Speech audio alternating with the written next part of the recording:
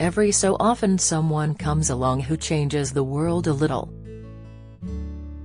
Dame Deborah James, who died in June last year, was one of those people. When the computer science teacher was diagnosed with stage 4 bowel cancer, it became her mission not only to educate people on how to look out for the brown cancer but also, as a byproduct, to appreciate every little thing life has to offer. Now a film has been made about her life for the BBC, Deborah James, Bowel Babe in her own words, and it is one of the most heartbreaking and yet life-affirming things you will see this year. Deborah was someone who lived life to the full, grabbing it with both hands even as she knew time was slipping through her fingers.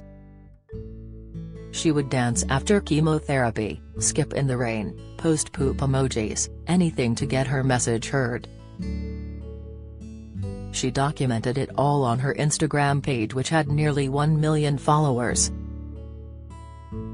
In one of the first scenes of the short movie, Deborah is filmed going for yet another bout of chemotherapy, her hands shaking as she rattles around a huge bag to find her lipstick. Any cancer patient has so many drugs, I have to take them all the time. It's like this relentless everyday routine, she tells the camera. My bag is also full of makeup because it hides the fact that I look like I had a raging temperature of 40 degrees an hour ago. She already knew she didn't have long to live but was determined to share every last minute. Over the last 5 years I've campaigned, I've spoken about awareness, and I've shared my story for a reason, she says. The laughs, the giggles have been about showing you can live with cancer, but, ultimately, what I really want to happen is that I don't want any other Deborahs to go through this. Diagnosed with incurable bowel cancer in 2017, aged just 35, the mother of 2 became a media phenomenon. Through her books, blogs and podcast, You, Me and the Big C, Putting the Can in Cancer, she inspired millions of people, including William, the Prince of Wales, who made her a dame just before she died, and last week helped spread the news her Bowel Babe Fund had raised an incredible £11. 3 million for Cancer Research UK. An incredible legacy which continues to impact so many, he wrote on Twitter. We couldn't be more proud of the work of the Bowel Babe Fund. The producer of You, Me and the Big C is Mike Holt. Deborah's message from beginning to end was letting people know about bowel cancer, he says. She would laugh at how it was not the cool cancer, it was the brown cancer, it was an embarrassment. And we know she had a massive impact in teaching people about it. Mike helped create the podcast in 2018 with Rachel Bland, along with Deborah and Lauren Mahan, 3 women in their 30s who all had cancer. It was an immediate hit, no subject was off limits, and won numerous awards. But just a few months after it was created, Rachel died of her breast cancer. For all of these women, one of the things they wanted to do was help people, and that wasn't just through the podcast, says Mike, who has made a special edition of the podcast with Deborah's friends and family to accompany the film. We know that people did check themselves after she listed the symptoms. There are people who are alive today because of her. And I know so many people, strangers, who messaged Deborah on Instagram. She always got back to them. After she died, more people came out than we could ever have imagined, saying they'd chatted to her, even when she was very sick. She had this boundless energy to want to connect with people, advise them, and make sure they weren't suffering too badly if they were on their own. The film, which comprises family photos and videos, elements of her podcast, messages and videos to friends and footage from the last few months of her life, was the brainchild of BBC Storyville commissioner Lucy Kahn. Lucy got to know Deborah after her own brush with cancer.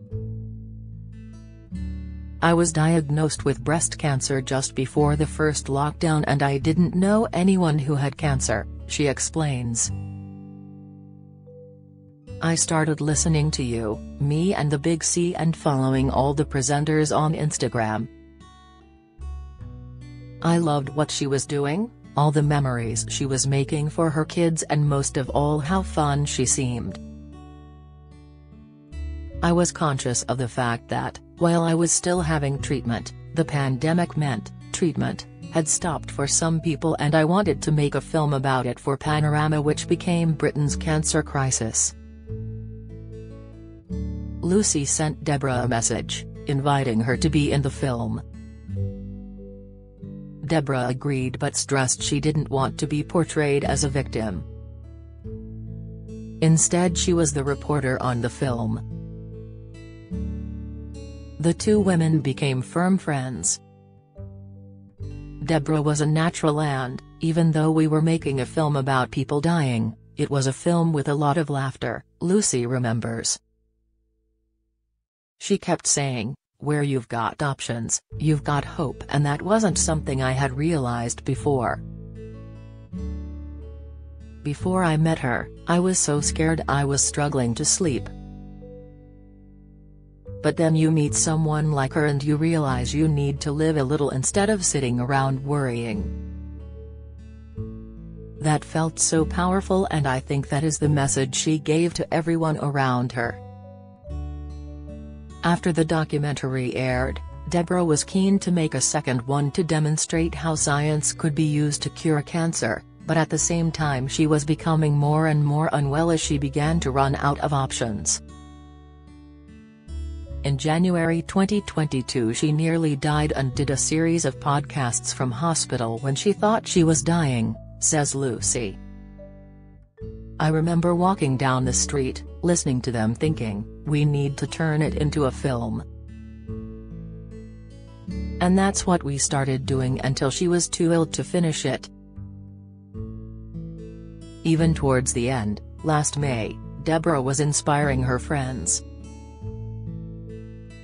She sent all her friends a message on the Thursday saying she was dying, but by the Monday she'd launched the Bowel Babe Fund and gave everyone something to do, Lucy explains.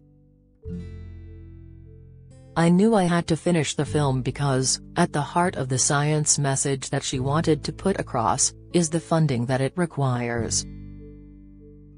The last few scenes of the film are heartbreaking as Deborah is filmed making her final podcast with Mike, remembering her late fellow podcaster Rachel Bland and describing her feelings about her own imminent death.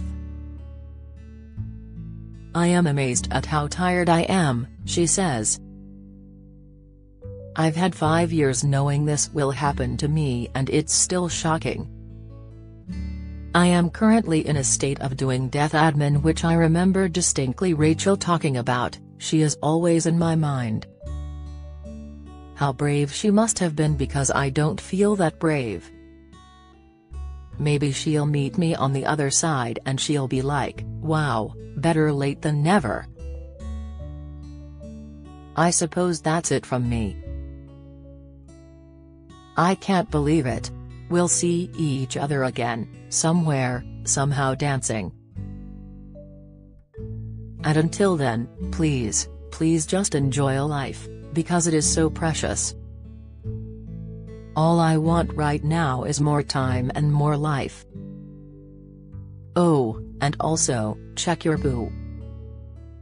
Deborah died on June 28 last year, aged just 40, leaving her husband Sebastian and her teenage children Hugo, 15, and Eloise, 13, and an astonishingly courageous legacy. And, as the BBC documentary demonstrates, that legacy lives on today.